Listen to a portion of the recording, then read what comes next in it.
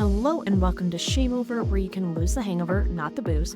I'm your host, Erica Mallery, and this is a podcast for those interested in moderation and drinking less, and who want to find peace and balance in their consumption. I am on this journey with you, and I am proof that you can drink less without going cold turkey or all out sober. If this sounds good to you, let's get started. Hello and welcome back to the ShameOver podcast. I am so excited today about conversation with a new person in my life. Very excited to get to know Merrilee Burke, and we will just let you take it over from there. So welcome. Thanks for being here. Thank you so much for having me. So tell us about who you are, what you do. So my name is Merrilee Burke. I'm a licensed psychotherapist, and one of the main parts of my practice is helping people change their relationship with alcohol and teaching them specifically how to drink in moderation. I love that because I feel like I'm so alone in this world that it is so sober or bust. And I know from my own experience, if that was my only mindset, like moderation's not possible, I would have kept drinking extremely a lot longer without trying to do something. So I love your approach. I love that you believe in that. And I mean, just myself, I found that the more I get into this, the less and less I want to drink. So the closer I am to being sober, if you will, but I still will never put that label on myself for so many reasons. But is that something that you found in your practice as well? Right, definitely. And I think there is something about the idea of I'm never going to drink again or I can't ever drink again that is really limiting and very intimidating for people. And so even if someone has stopped drinking, and some of my clients do, I always kind of encourage them to know that that's what they're doing now, and it doesn't necessarily have to be forever, because I think the forever aspect of it really gets in the way of people making the right choice for themselves. Yes. No, I love that. I had a guy refer to it one time as being a retired drinker. Mhm. He's like, because you can always come out of retirement at any time you want, but the longer you're in retirement, the less likely you are to go back. So I was just like, that is a fascinating way to look at it. I like that. That's great. I love that. Awesome. So what kind of do you focus on, especially early on? Are people coming to you when they're crazy heavy drinkers? Is it more they're just, kind of that gray area, not really sure what to do, that type thing? It's a mix, Okay. because it's really they're not happy with their drinking, whatever that looks like. So for Yes. some people, it's a lot more limiting for them. They're really having a lot more problems in life. Some people, they're kind of externally not really having a lot of problems, but they're just not really happy with it. So it really runs the gamut. Yes, totally. I had someone who I spoke with recently that he's worked with a couple other people, and they basically plain and simple said, like, you don't have a problem. Like, I don't know why you're here, blah, blah, blah. And I'm like, at the end of the day, their opinion doesn't matter. Like, you are reaching out because clearly you're not happy with it, and that's all that matters. So I definitely feel that approach. Right. And there's always something. If someone's not really comfortable with the way they're drinking, and this has happened before where they come to me initially about that, and the more we explore it, they realize that's not really the main problem for them, but there is still something that's going on Yes. they need to work with. So, and maybe that thing is influencing their drinking, but the drinking's not really the issue, but there still is an issue. So there's always something to talk about. Absolutely. That's why I like to say drinking isn't the problem, it's the solution. So you 100%. just have to understand what is it the solution for, and then work back from there. Right. Exactly. So talk to me a little bit about some of the mindful drinking tools, because obviously to me, moderation means drinking mindfully. Because if you're drinking mindfully, you will pretty much always be drinking moderately because you know how it's feeling, where you're feeling it, and that teaches you your limits. Right. Yeah, exactly. And for people, I don't know, I'm sure that your listeners are kind of familiar with mindfulness, but in case there's anyone who's not, being mindful is just being aware of what your mind is doing in a given moment. And it's really helpful when it comes to drinking because it can give you an awareness and a separation that you need to be able to make choices. So, for instance, instead of thinking, I want a drink or I need a drink, Mhm. if you think, I'm having the urge to have a drink or I'm having a feeling that's making me want to drink, even that small way of reframing it, of giving yourself a little bit of distance from the impulse to you. So instead of feeling like this is just what you're experiencing and you have no control over it, as opposed to it's something that's coming up inside of you, but there's Mhm. more to you than just this urge that you're having in the moment. Yes. Words matter so much. I have two young kids, so I'm constantly telling them like words have power. But it's the same thing, like, we never grow out of that, and I think that that's such an important thing to remember because, I mean, everyone that I work with, it is constantly like, I have the urge," but it's just that reframe. Yes, you're having those feelings, but you are not the urge, Exactly. Right. and that's so empowering too. Mhm. Yeah. And I think, there are a couple tools that can be helpful um, in terms of becoming more mindful. Now, these tools, you won't always need them. And there are a Yep, lot of tools that I talk about, like in terms of measuring, tracking drinks, all of these different things that kind of feel a little bit cumbersome in the beginning. But yeah. just know that the mindfulness will become a habit. You won't always need to go to these tools, but the tools are there to teach you how to be mindful with your drinking. Exactly, because 'cause I've always hated tracking, especially, I used to track food, macros, all of that, hated it, never successful long term.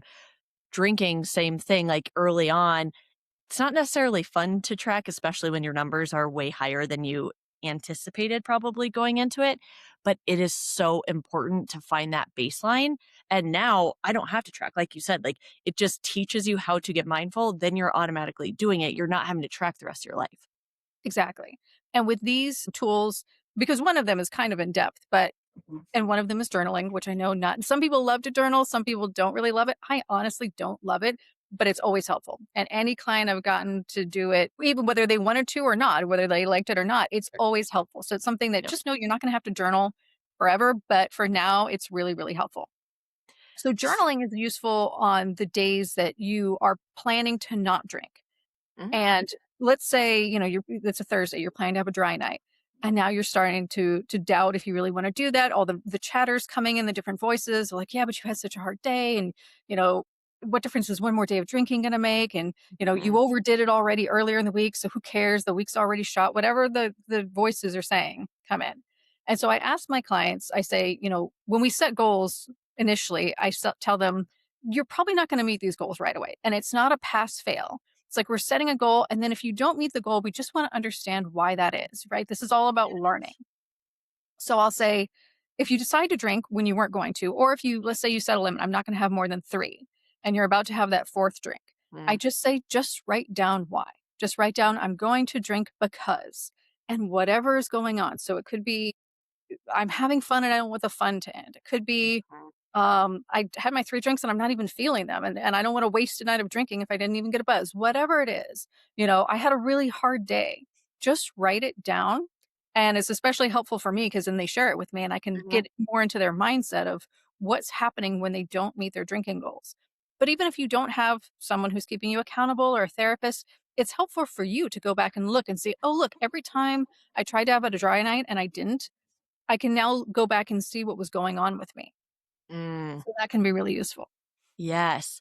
Do you find a lot of pushback there? Because I know most of the time that people are, if they said 3, they're starting their 4th, that's when they are not necessarily the self-sabotage, but the rebellion is coming in constantly. Like, so many of the people that I work with, it's constantly like, "I want to. It is my decision. I'm gonna do this." And it's kind of that pushback where I see that they didn't necessarily rebel when they were younger, and this is how it's coming out. And it's not for any reason, like, it's not helping them clearly, Uh-huh. but it's that rebellion thing. So do you find pushback with people actually journaling in that moment, like, "I am having this 4th drink because," or is it kind of after the fact?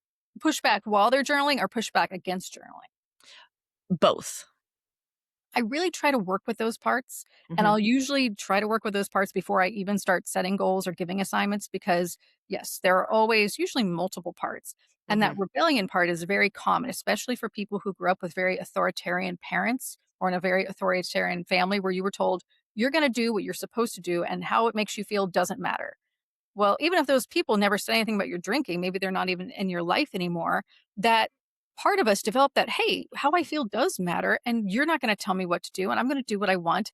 And sometimes that rebellious part is rebelling against another part of us that wants us to drink less, or it's rebelling against whatever we think society wants us to do. So that rebel will show up, even if it's not rebelling against anyone else, if nobody's really paying attention to our drinking. yes, and that I find that so common. Mhm. So I right before this, we were on my group meets every Monday for our, I call them firesides. And I had a speaker on there and we really dug into like families and what a huge part of that is. And it's how we were raised makes such a difference. Like, it shows up all the time in our adult life without us even realizing it. Mhm. And I mean, just like you said, the authoritarian parents, or, most of us were raised very traditional, which did have a lot of that come in, and that comes out in other ways. A lot of my clients also, they joke that they're recovering Catholics, Mhm. so that is a very big piece that, same has that same piece as well. Right. And that's where the mindfulness comes in too, is understanding who's here right now. What part of me is driving this behavior that I'm about to do. Mhm. And so I always try to get familiar with the parts that might show up, and then I encourage them. And I say, hey, if your rebel says just wants to write down because I feel like it, that's fine. That's great. Like, whatever is the truth in that moment, whatever is real that you're experiencing, write that down. It doesn't have to make sense. Yeah. Doesn't have to be, I'm drinking right now because I'm scared. Scared of what? That doesn't even make any sense. It doesn't need to make sense. Just write it down. And then later on, the more you explore, the more it'll start to make sense. Well, and just that simple act of doing it in the moment takes you out of it. It makes you be present for a second and actually question, do I want this, or is it just habitual?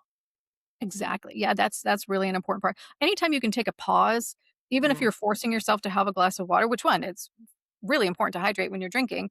But that Yes. that moment of like, well, let me just go get this water, this sparkling water, whatever it is. And if I still want another drink afterward, then I can have one. And a lot of times you don't. Just giving yourself that pause makes you realize, wait a minute, I was expecting to want that other drink, but actually now that I look a little closer, I really don't. Yes, exactly. All right, friends, we are going to pause right there because this conversation with Merrilee only gets deeper and deeper. Today, we talked about something so important, the fact that drinking less is not about being good or having more willpower. It's about understanding what's actually happening underneath the habit and the urges and the rebellion, the stress, the stories, the parts of you that are trying to protect you, even when they're using alcohol to do it. And honestly, that awareness alone can completely change the game. Next week, in part 2, we're diving into something I think so many women struggle with but rarely talk about openly. It is how alcohol became tied to fun, identity, creativity, connection, and even play. We get into why so many of us feel like we forgot how to have fun without alcohol and how to start reconnecting with ourselves again without making life boring in the process. So if this episode hit home for you, please make sure that you are subscribed so part 2 lands right into your ears next week. And as always, remember, you're not broken. You do not need more shame. What you actually need is support, awareness, and tools that work for real life. I am so glad you're here, and I will see you in the next episode. ShameOver is the mindful drinking program designed for women who desire to drink less without losing the booze completely. If you want to transform your relationship with alcohol and live a healthier, confident, and balanced life, go to shameover.me and get started today. You deserve it, you're worth it, your future self thanks you. Cheers!